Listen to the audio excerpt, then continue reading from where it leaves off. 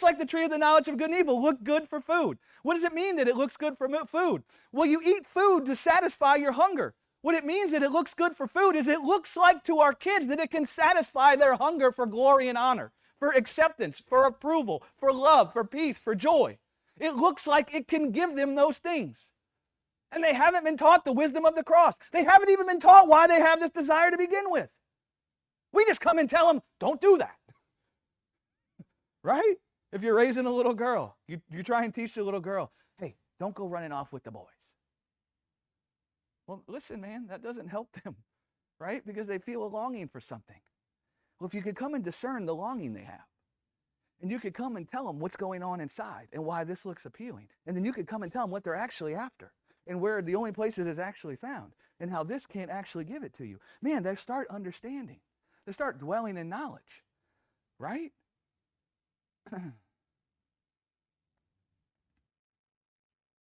That's what, we can't hide our kids from the world, but we can talk to them about the life they were created for. We want to give them, our kids, a measuring rod, something that can discern their hearts and their lives. Jesus had a measuring rod.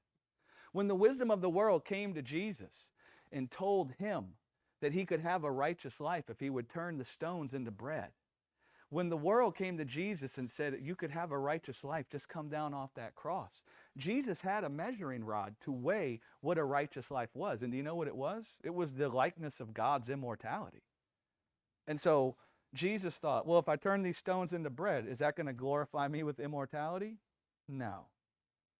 If I go run off with this boy, is that going to glorify me with immortality? No.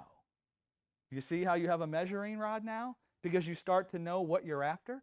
You know what everybody is after? The likeness of God's immortality. That's what we want. We're born into the earth desiring that. That's a perfect life. That's a life that can't be harmed. That's a life that overcomes death. That's a life that has no lack in it. That's the kind of righteous life we're all longing for. And so we can teach our kids that so they can know what they're after. What's this feeling you have?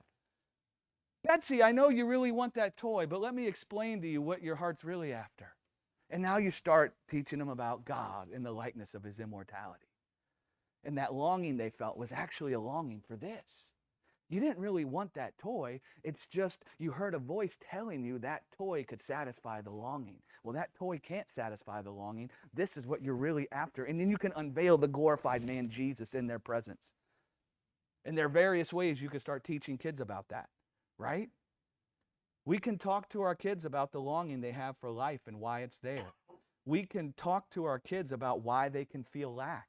We can talk to our kids about the desire in their heart and how the thing they're longing for is the life that's revealed in the Lord Jesus. We can talk to our kids about where that life is found. We can talk to them about the voice of the stranger, the voice of the strange woman in the book of Proverbs. It's not talking about a real woman. It's talking about the wisdom of the world coming to you and showing you something that looks like it can satisfy your desire for life. We can talk to them about what that voice sounds. We can talk to them about how the world comes to us, knowing that eternity is in our hearts, telling us that it can satisfy the longing in our hearts if we'll only conform our lives to a certain image.